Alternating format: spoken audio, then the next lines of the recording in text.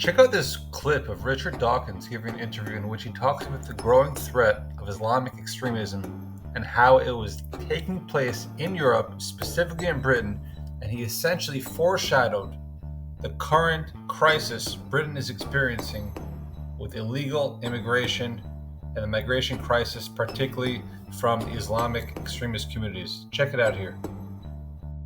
Wake of the Charlie Hebdo attacks, we're in the midst of a big debate, really, aren't we, about the relationship between religious fundamentalists and the rest of society. It was interesting that the former Archbishop of Canterbury on Newsnight last week said the debate isn't really one between Christians and Muslims, it's more between the secular society and Muslims, which I thought was an interesting observation. Yes. But what do you think the rules of the game should be in a modern liberal democracy?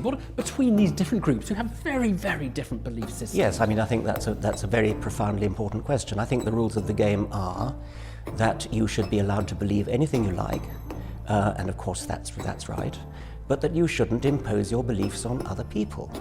And so any creed that thinks it has the right to say, not only do we believe this, but you've got to believe it too, or else, I mean, that is a very, very serious violation of everything that democracy stands for. So let's take some examples. Burqa bans, they have a burqa ban in France. You wouldn't be in favour of that? No, I'm not in favour of a burqa ban. It seems to me to be a violation of individual liberty. I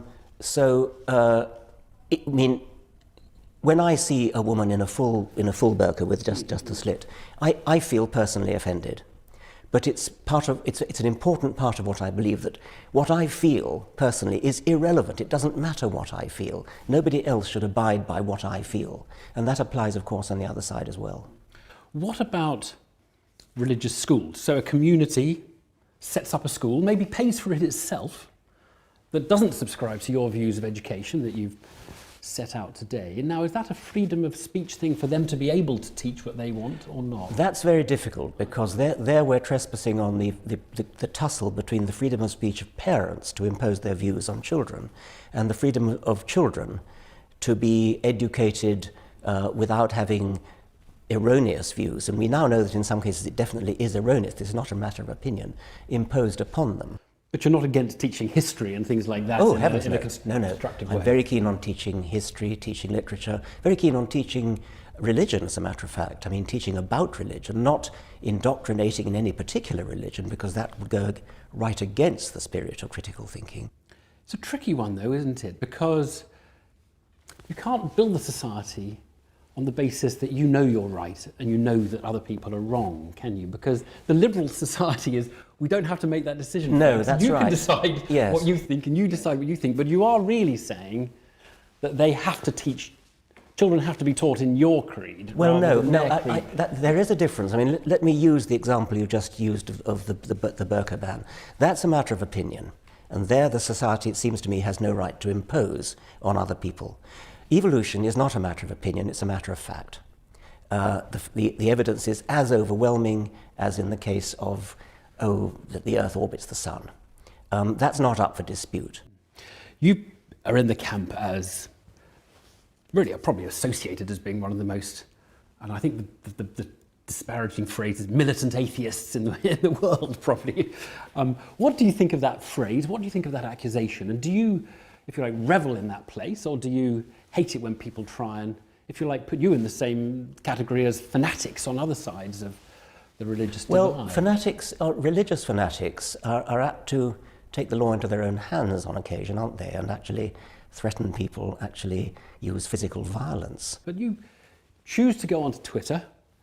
It's not a venue for scientific debate. You choose to go on Twitter. Just to take one example, a tweet in which you drew a very invidious comparison between the number of Nobel Prizes won by people from Trinity College, Cambridge, and the entire Muslim population of the world. Trinity College, Cambridge comes out on top of that comparison. Now, not disputing the factual basis of it, why make such an invidious comparison? Why raise that?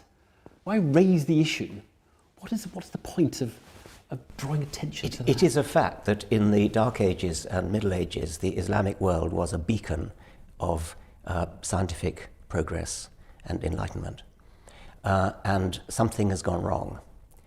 I had dinner with the then chief rabbi, Jonathan Sachs, a few months ago, and learned there the astonishing fact that between 20 and 25% of all scientific Nobel Prizes have been won by Jews.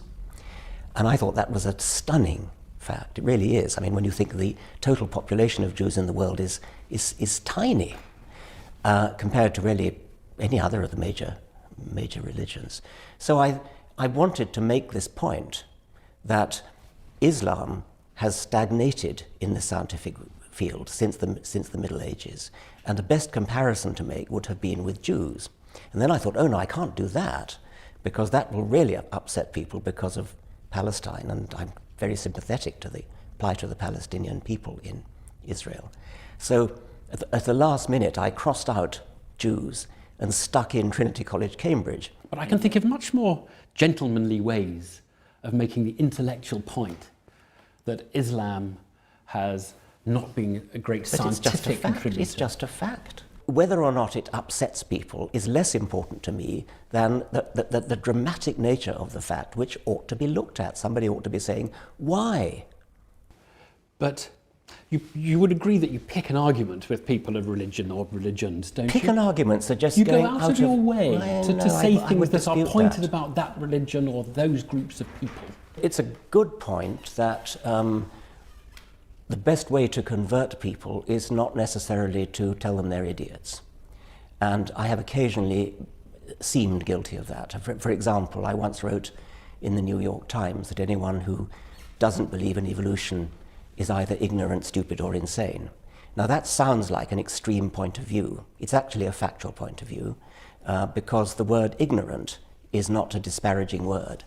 I'm ignorant of all sorts of things, and so are you, I'm sure. And we would be quite happy to own up to being ignorant of many things, ignorant of music or ignorant of art or ignorant of baseball, whatever it might be. I think a lot of moderate religious people are very turned off by your discourse. Well, some may be, and that's a political, that may be my political error. There are tactical error in terms of, because your job, you see your role as trying to convert the world to your point of view. I think. I mean, that's I see my role as trying to persuade people to think for themselves and look at evidence. I mean, if they come round to my point of view as a result of looking at evidence, then so much the better. Have you ever been wrong about anything important? Oh, yeah.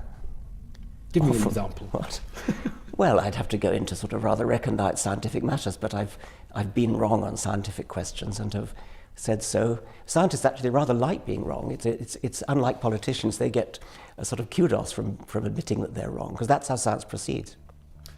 Richard Dawkins, thanks for talking to us. Thank you very much.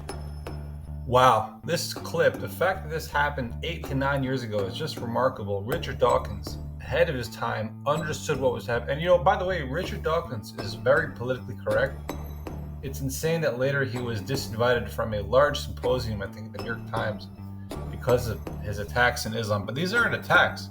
He's essentially just criticizing Islamic fundamentalism and, to be frank, the just utter stagnation of scientific progress in the Islamic world since, I don't know, the Middle Ages, right? Historically, we know, and he talks about this here, during the Middle Ages, the Islamic world was number one in scientific progress. The Enlightenment, they were right up there. And in the last 1,500 years, it's been zero, nothing. What do they even have? Right? He compared it to Jews. He compared it, I mean, look, that's not a good comparison because Muslims and Jews don't get along, unfortunately, historically. But look, 20 to 25% of all Nobel Prizes, scientific Nobel Prizes, were won by Jews, right? How do they answer that one? And just the underrepresentation of Muslims in modern scientific achievement is essentially just, it's the harbinger for their decline, because they're going to extremism. Islamic extremism is just not the way. Like, where is that going to take you guys? Now, obviously, there are some issues, and he's not as smash mouth as someone like Tommy Robinson. Tommy Robinson is going into the streets and filming and confronting grooming gangs, right? Richard Dawkins would never do that. Richard Dawkins is more of an academic. He's talking about this from his perch, which is fine. We need smart academics like Richard Dawkins, but we need smash mouth type, strong, in the street people like Tommy Robinson. Anyways, check out our clip coming out tomorrow. Another Tommy Robinson video on the way.